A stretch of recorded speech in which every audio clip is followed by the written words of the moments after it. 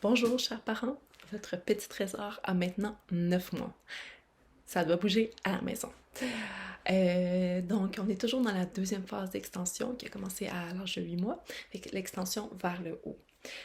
Au niveau de sa vision, on observe deux principaux points. On voit sa vision périphérique qui est beaucoup plus utilisée parce qu'il y a beaucoup de positions d'équilibre.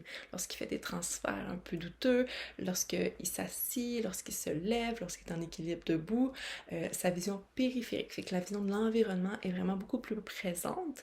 Dans le fond, sa vision elle a besoin d'être très efficace au niveau de la périphérie parce qu'il faut qu'il voit les inégalités, il faut qu'il voit où il peut s'accrocher parce qu'il va perdre l'équilibre.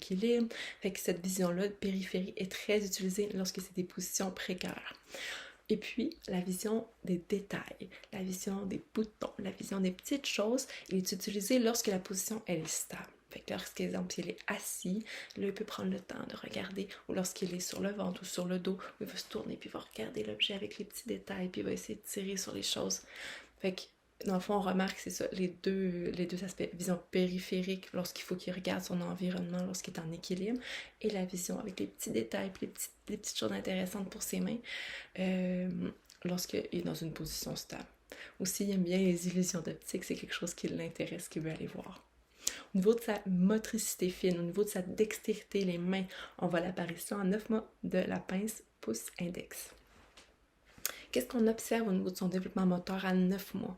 On voit qu'il se met à quatre pattes, on voit qu'il se met à genoux, il lève ses fesses lorsqu'il est à genoux, ils ne sont pas collés sur ses talons. Aussi, il est assis bien droit. On voit aussi qu'il peut s'asseoir comme en sirène, puis hop, il va changer de position. On voit qu'il est capable de quatre pattes à aller s'asseoir, puis après ça, d'être assis à sortir de la position facilement.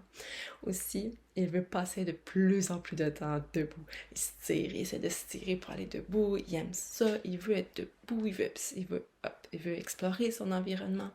D'autres aspects aussi qui sont intéressants en 9 mois, il commence ses premiers mots comme maman, papa, mais vraiment bien précis, avec un but, puis aussi il commence à faire des bye-bye, des au revoir.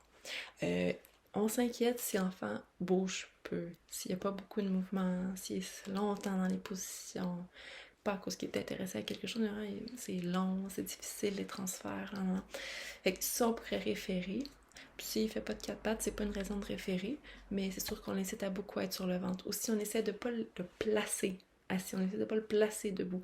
On veut que l'enfant explore, on veut que s'il veut être assis, qu'il se passe assis, c'est parfait. Si on veut qu'il soit debout, on essaie de l'encourager à se déplacer, on essaie d'éloigner les objets pour qu'ils doivent se déplacer. Puis c'est ça. Fait que on veut qu'un enfant bouge, explore, on veut qu'il découvre le monde.